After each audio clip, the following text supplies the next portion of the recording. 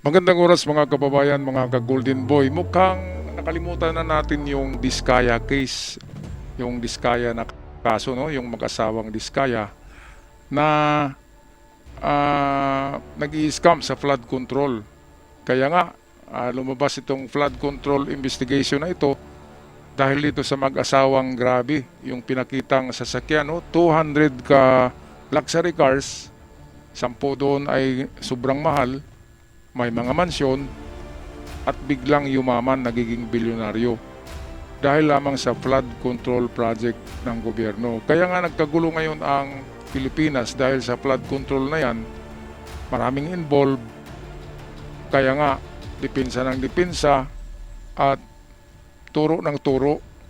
Kaya tuloy dumalang kumunti ang investor sa Pilipinas dahil sa gulo sa Senado na ito at sa Kongreso. Kaya ito, meron tayong update sa mga Diskaya kung anong nangyari. Kanina lang pala, umaga ay inaristo na. Sa Senado mismo, kasi nakontempt yan si Diskaya, yung lalaki, nakulong yan sa Senado, sa kulungan ng Senado. At kanina ay nag-serve na ng warrant of arrest ang ating gobyerno at inaristo na si Curly Diskaya. Ito ang balita courtesy sa atin ng Inquirer Today. Gusto na mula sa Senate ang controversial na government contractor na si Curly Diskaya ngayong Lunes. Haharapin niya ang isang non-bailable malversation case sa Bulacan Regional Trial Court sa kanyang alleged involvement sa isang 53.9 million peso flood control project sa Kalumpit, Bulacan. Nasa Senate Detention Facility na si Diskaya mula pa noong September 2025 after he was cited in contempt for inconsistent statements nung iniimbestigahan ng Senate Blue Ribbon Committee ang flood control scandal. Ang kanyang asawa naman na si Sara Diskaya, although nakapiit na sa Lapu-Lapu City Jail para sa separate na malversation and graft cases, ay kasama rin sa mga pinaaresto ng Bulacan Court. Nagtaka ako bakit separate yung dalawa ay mag-asawa . Yung Sara Diskaya nasa Cebu, nakulong. Ito namang kanyang husband na si Curly Diskaya ay nakulong sa Senado. Pinaghiwalay. Siguro baka mayroong gawing pag-uusap na sikreto kaya pinaghiwalay ito. At ngayon ay sentensyado. Arestado na .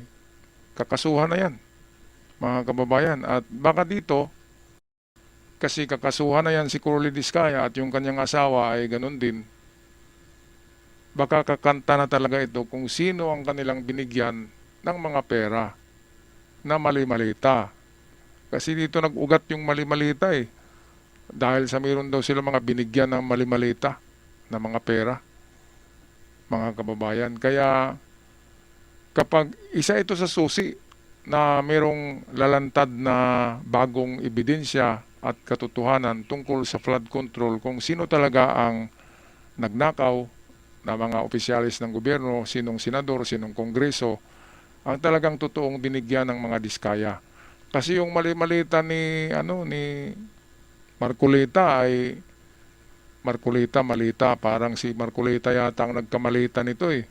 Mayroon pang mga 18 marites na 8 pala doon ay hindi talaga army.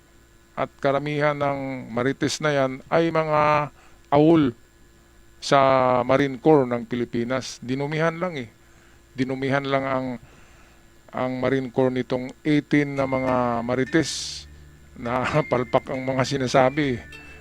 Diba? Mamaya meron tayong upload kung bakit palpak yung mga pinagsasabi. Ganyan kasi pag gawa-gawa lang ang mga kwento, merong mga inconsistency at hindi totoo. Katulad na lamang ng iPhone, hindi pa pinalabas yung iPhone noon . Tapos iPhone daw yung grabe. Mga hunghang, 'di ba, yung 18 Marines? Sabi ng sabi kasi ginawa lang na script yan, memorize. Kaya palpak na palpak.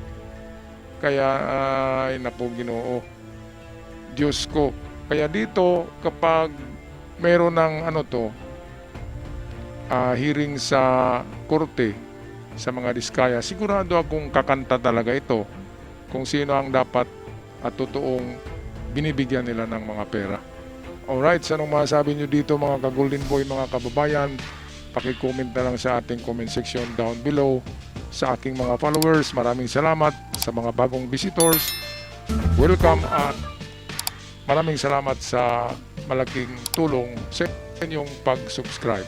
Hanggang sa muli, paalam.